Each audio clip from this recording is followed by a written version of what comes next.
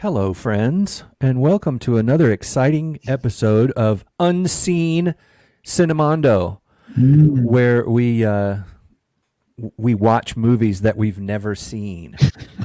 And part of the challenge we've discovered is finding movies that we've never seen. It's true. But I've seen everything. we think we've seen everything, but then Yeah. when you dig deep, you go, "Oh God, I haven't seen." There's a lot we haven't seen. Scratch the surface. And I like it because we go outside our comfort zone. So what's it going to be this time? What's your movie, Mark?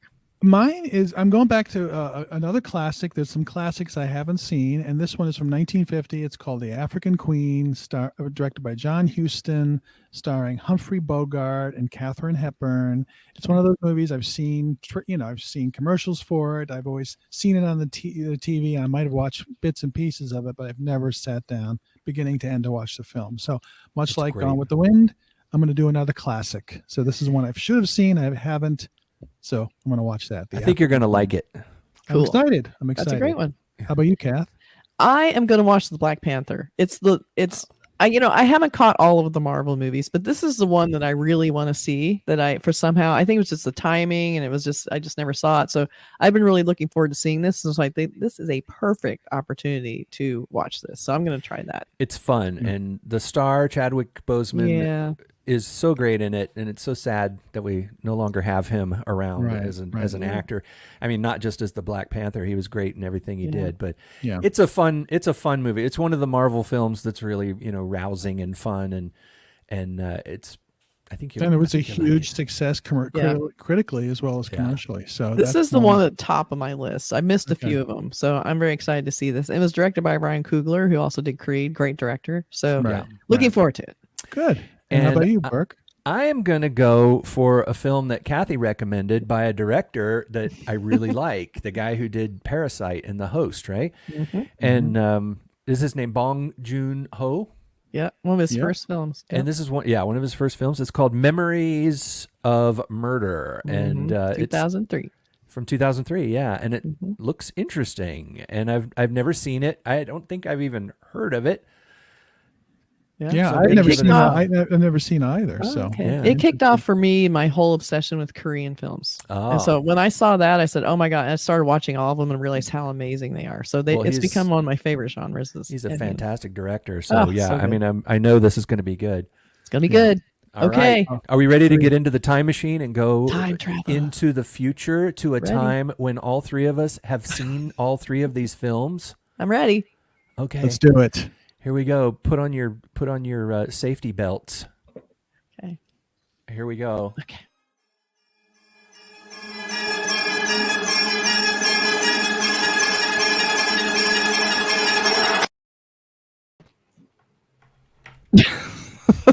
Whoa, that was dizzying. Woo! Okay. Vertigo. We're back. Yeah, boy, it's so weird to travel in time, isn't it? To go forward in time, not to go back in time with you. Jimmy, get me some ginger ale. Yeah. So we watched our movies. In We that watched quick our time movies. travel moment, we watched our movies. Just in a blink of an eye. So all right. Mark went first. So let's hear what Mark's. Well, I saw The African Queen this past week. It's a classic John Huston film from the early 50s with Bogey and Katharine Hepburn. And I really, really enjoyed this movie. And it's exactly not what I thought it was going to be. I thought it was going to be like The African Queen. For some reason, I thought it was this big sort of boat. And they were going to be this cantankerous couple that were just hated themselves going down the rivers. That was just my head. I didn't know the storyline. Right. So once the storyline is completely different. I mean, Katharine Hepburn plays a missionary in Belgian Congo. Her brother dies from, I don't know, some sort of fever or something. Right. Dysentery or something. And it's World War I. So the Germans come in, burn down the village. All the villagers have to flee. And Katharine Hepburn is sort of stuck there. And Bogart plays this guy, Charlie Allnut, who has this at the African Queen. He's the captain of this really old, crummy steamer, But he's a jovial guy who sort of loves his life. And, it says, I will take you down the river, get you out of here, get you to safety. And that's the storyline, and it's just them going down this beautiful river. I mean, it's shot on location, so there's wonderful shots of crocodiles going in the water and hippos and all this kind of stuff.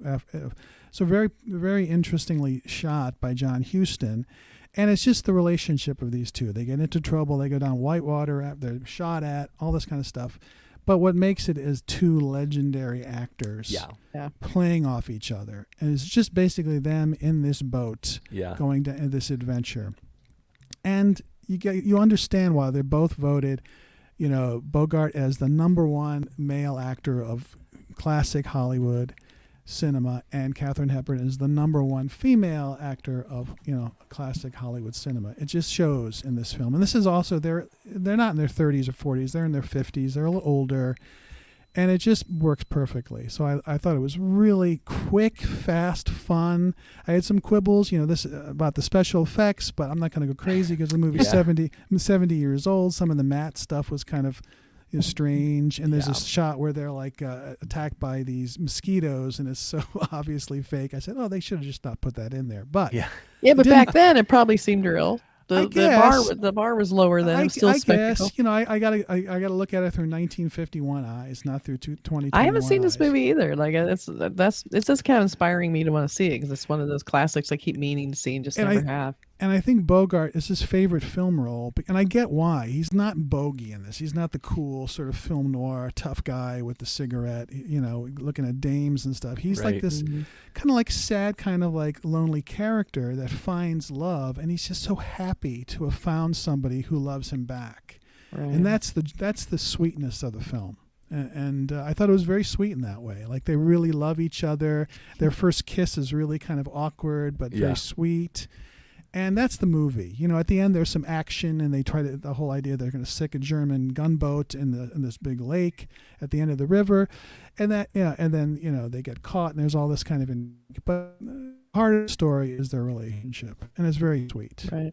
And John Huston knows how to direct two good actors. And he hunted high and low to find the location and all through Africa, and then he found the Belgian Congo. He said, "We're going there." And it was a tough shoot. I mean, a lot of people got sick.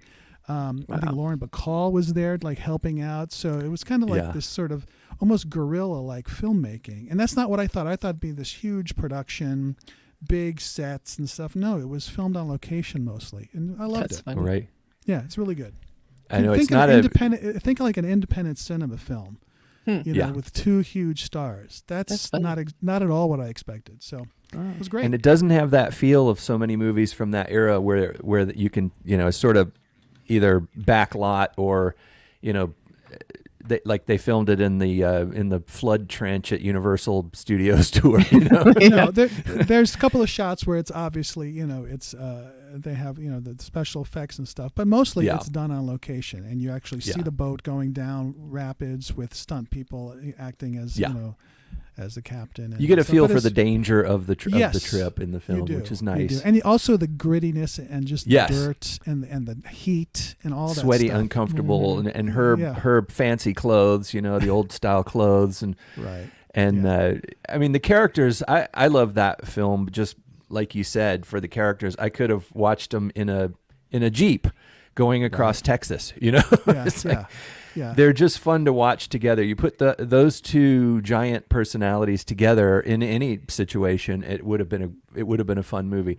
Have John Huston direct them and a decent writer, but those two are just they're the film, I think. Yeah, they're the film, and he knows how to direct them, so that's why it's a classic. It's a classic because you have three Hollywood legends making a small movie, really. I mean, small in the sense of the story. Not a lot happens, but it's fun. It's great fun.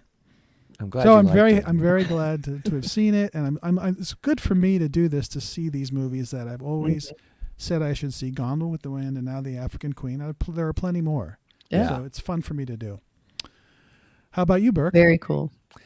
Well, I watched a movie that Kathy recommended, and it's Bong Joon-ho film. He is the guy who directed, a Korean director who did Parasite and The Host and some other great films. And Such a great filmmaker.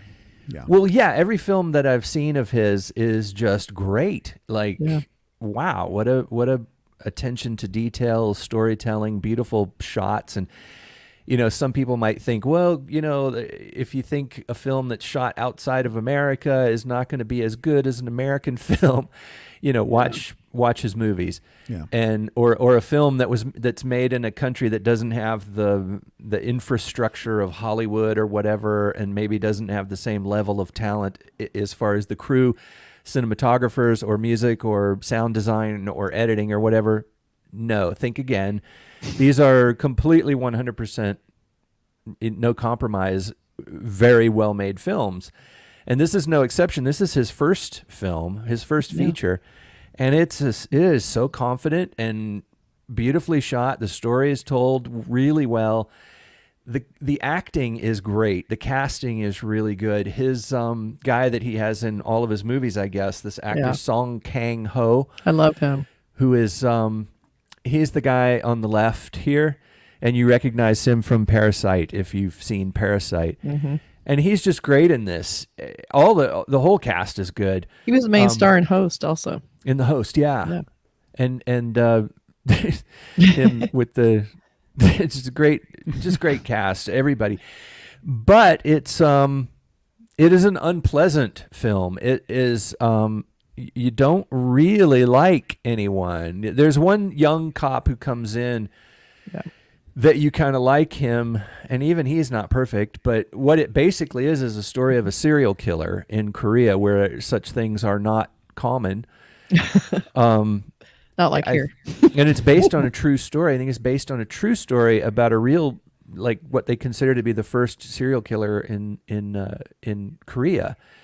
And they sadly, at the time they made the film, they had not caught this person, and the film suggests that the reason is because the cops were so inept and incompetent and corrupt.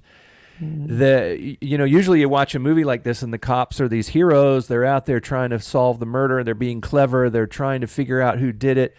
The way they follow clues is very meticulous, and they get the right guy. But in this movie, no, these are bad cops. These are guys who picked up a guy who has a mentally challenged guy, and they coerce him into confessing, and they get upset with him when he says the wrong thing, and we've seen this in real cases, the involvement that we've talked about with the West Memphis 3 case, which is if you're into true crime, that's one to look up. You might see some familiar people in there, but the thing about it is that happens. Police sometimes can't. They're in over their head. They don't have the resources or the time or the ability or the compassion to really want to solve the murder. So they grab a guy that they think they can manipulate. They grab a guy off the street, like, well, this guy, we can get him to say anything. And they sit there and they tell him, okay, you were there in the, when were you there? And the guy says, I was there in the afternoon. And the guy says, no, you were there in the morning because this happened in the morning. And he's like, oh yeah, I was there in the morning then. And that kind of thing. And it's so sad to see this happen. And you see the cops doing that. And you're so used to seeing films like this where you empathize with the police and you follow the police and you're like on their side and you're like, yeah, they're going to get the right guy.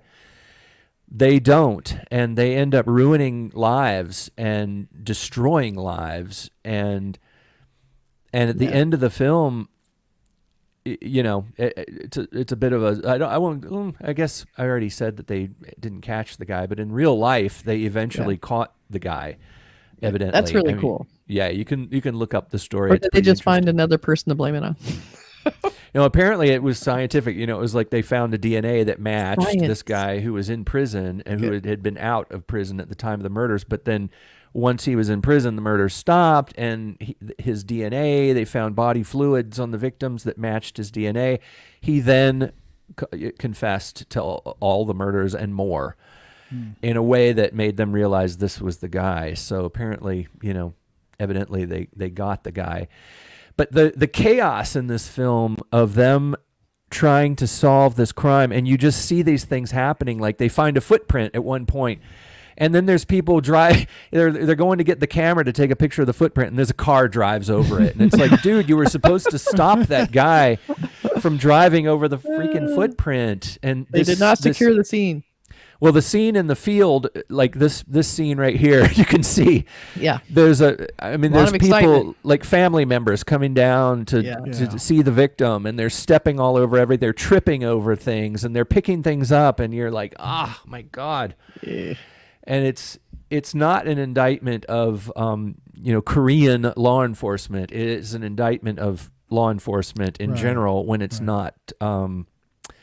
When they don't take it seriously, the idea that you see with so many crime dramas is that all they do is solve serial killer crimes, but most of the time cops are doing much smaller things, much less significant things, and so when a serial killing happens, they have to jump out of that mode of dealing with the guy who's drunk at the nightclub, and they have to get into this other mode of crime solving. And this movie really goes into the failures of that kind of thing, and it is a bit of a bummer. It's a bit of a downer ending, and it's very sad. The victims in this are the way that the murders are depicted it's just heartbreaking and really sad, like young girls and the fact that these cops aren't really trying very hard to solve these murders. It's sounds realistic. It's very realistic. It's kind of depressing a bit, but like I said, the guy knows how to make a film, tell a story, and his casting is great, and the camera, the way it looks is beautiful, and it's of course a lot to do with the cinematographer, who is Kim Hyung-koo, is the shooter on this, and he is really good. But I think a lot of it has to do with the fact that it doesn't take place in a familiar place to us Western film goers. This happens in a small town in Korea, so it looks very different, which is really nice. Yeah. The people's houses look different. The field that they find the victims in looks different. The police station looks different. It's I recommend it if you're into crime dramas and things like that. It's good, but don't expect to love or have it be to love the characters or to have it be this rousing story of a crime that's solved. It is a depressing film, sort of. But he's such a great filmmaker, and it also has that strange like humor that seems kind of out of touch with the rest of the film, like this kind of fall down slapstick all of a sudden in the middle of this grim, sad film. But that's sort of why I love Korean films, is that they're surprising in a lot of different ways, and you can tell that they love Western films, and then a lot of it's based on that, and they're very accessible. Like this film is a very solid crime drama that would you feel completely contemporary right now to see on HBO or something. It's like It's not dated. It doesn't, the subtitles are just, who cares? It's just such a great, just really great, solid, crime story. And, they are sad and dark and grim. And really it's a period film too. It takes place in the 80s. So there's no cell phones. There's issues about, things that, that person does not have a cell phone because they don't exist yet. And there's things like tape recorders that you click and it has a cassette in there. And it's the period detail is very nice in it, but I want to check it out. Yeah, I haven't seen it. It's so great. Yeah, I'll put that Makes on my me list. Watch it again. Yeah, he is a great filmmaker. I love everything he does. So I can't imagine it wouldn't be anything but a great film. Yeah, or a good film. I really like this guy's movies, and I've not seen this one. It's his first, and so now different genres. Like he's done like monster movie. He did crime drama. He's done the Parasite's probably closer in tone to this movie. He's a great filmmaker. Yeah. I mean, Parasite's a little more epic. Crime Story is. Memories of Murder is a little smaller. Parasite is I don't know what that is as far as label genre or whatever. It's got elements of so many different things. Yeah, that's crazy. That movie I watched it again recently, and it's like, boy, that is a great weird film. Really well done. Yeah, Suspenseful and funny and scary and sad and bizarre. Yeah. How about you, Kath? So I have a film from 2018, Black Panther, as we all know. So, I just love this poster too. I just had to throw that out there. It's such a great poster. And I had to show it twice. So I am trying to catch up on my Marvel. I'm watching. I've watched most of them, but there's some that I have not seen yet, and this was one of them. And what I really liked about this film that set it apart is that it felt very grounded and very they brought a lot of culture into it that I feel like the other ones don't have. Like it's got, they had a real rural feel to it when you went to the main area where all of the main heroes, were hiding out. They had like kind of a screen over where they were living that looked like a wilderness, but underneath it was the city that was still right, kind like of urban. camouflage. Yeah. Yeah. And just, Chadwick Boseman was freaking like so good. But, Michael B. Jordan also, he was the other side character. He almost could have carried the film too. Like, the Boseman character, he seemed very sensitive, and, he wasn't like this big raw, even though he's totally like, buffed out heroic. He had a lot of doubt and a lot of insecurity. And I loved how that showed, even when he's in a fight. And, there was a lot of like, very strict kind of, royalty positioning of like, someone's elected, but someone can challenge, and there has to be a fight, and you can choose to accept or not, but then you look weak if you don't. I love that whole like, structure. And so he had to defend his title a couple times, but he always had this look in his eyes. I mean, it amazes me how actors can do this in the middle of a fight, a big action scene. You can see this flicker of like, he's this sensitive guy. He doesn't want to be this guy. He's not, he doesn't want to fight his own people, so. Right. And the spectacular, like they have these rhinos that come out with armor that are just so spectacular looking, So it has the great Marvel, trappings of big action sets and, insane sort of action sequences. But then it has this kind of smaller story that's, set in the middle of this community that is still trying to figure out where they fit in and how, and in a way, when you think about it, it's sort of like, how does this movie fit into Marvel too? And it sort of works in both ways. And, Kirby had invented this character ages ago. When was it, Burke? What year was it when Black Panther was first created? 60s or something like that. It was super radical when that happened, because they had a black superhero for the first time. And he was really criticized for that. And when you see this now, even the Black Panther film, it's still like, why has this not happened before? I mean, it was to me such a solid entry into this Marvel universe that I'm like, I really, it's sad that, Chadwick Boseman isn't around anymore, and now we're gonna have to find a new Black Panther, because we've gotta bring this back. I mean, we need Black Panther in these movies. I don't know if he's been cast in anything since, like if they've cast this character in upcoming films, but I really enjoyed it, and more than I thought I was going to, because, I'm, like I said, I'm not a Marvel expert, and I enjoy them. And, the Thor movies are fun because they're very funny, and Chris Hemsworth's just hilarious, and he's just unbelievably fit.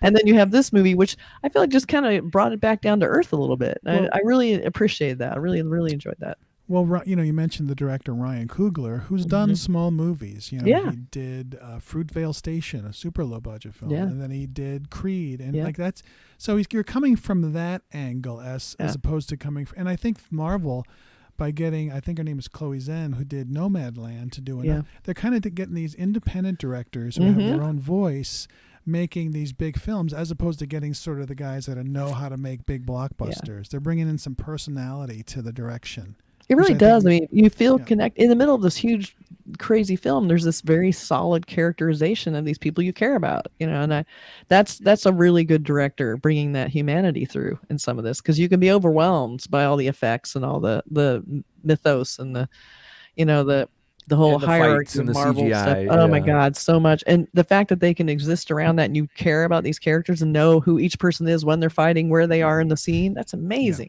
That's hard. And how they fit together. The first time we saw the Black Panther in the films was in another movie. He was this mysterious, who the hell is that? What is that? This like a shadowy figure that appears out of nowhere.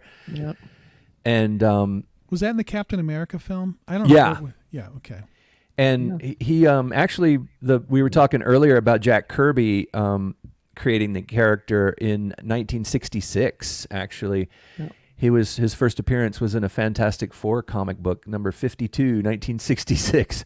Yeah, which think back on those times. A lot of people say, "Oh, I miss the good old days," but it's like it wasn't good old days for everybody. No, definitely wasn't. And it was maybe good old days for some people, but the idea of I remember comic book shops, stopped carrying some comic books because people like Jack Kirby and some other writers were putting black characters on the covers and stuff. And I remember, I grew up in the South, of course, and it's yeah, I remember Luke Cage, Power Man. Yeah. Was like, I remember people talking about that film. I mean, that comic book. the comic series. book. They didn't sell them in this. They took them Yeah. out of the shops, and it's like, what the hell, Insane. Yeah. Insane. So here we have this great film in the middle of all this, and it really, I think it really helped. And he made the brief appearance in the Avengers. Was it Endgame? I think they had a hint of what Black Panther was going to be and look like, but it really, they really filled it out. It was a great film. Yeah, it was earlier than that. He was a pretty major character in Endgame, and Might have been Age of Ultron or something, but Infinity Wars. Yeah, I think it was Yeah. Age of Ultron, and where he first appeared. Yeah, Right. so good. And I feel like he sort of stole the show in a little bit. Like, here comes this character out of nowhere, and you're like, wow, who's this? Let's see Actually, more of yes. this. Civil War is the first appearance. Civil, Oh, okay. yeah. So Yeah. and he kind of comes Oh, in. that's he's this right. badass, with this great looking uniform, so Yeah. stealth So ninja cool. vibe. And the other characters, like Captain America and all, are like, "What the hell is that? Like, where did that come from? What is he?" Yeah. And then I think they were thinking, "Can we get him in the Avengers?" Yeah. And there were some great female characters too. Like, I love, Yeah. I think her name's Natasha Wright. Yeah. She was so good in this. Like, she Yeah. was so fun to watch. She was like the science, she was the Super inventor. techie girl. Yeah. I loved her that they cast a woman in that. That was Yeah. very, very cool idea. So it wasn't just this grim, preachy thing. It was just a really fun, character heavy drama almost. It was Yeah. fantastic. But why is it a thing? It's sad that it's still a thing. We were talking about 1966. And how people reacted to the comic books, in certain parts of the country, and I can tell you it was true.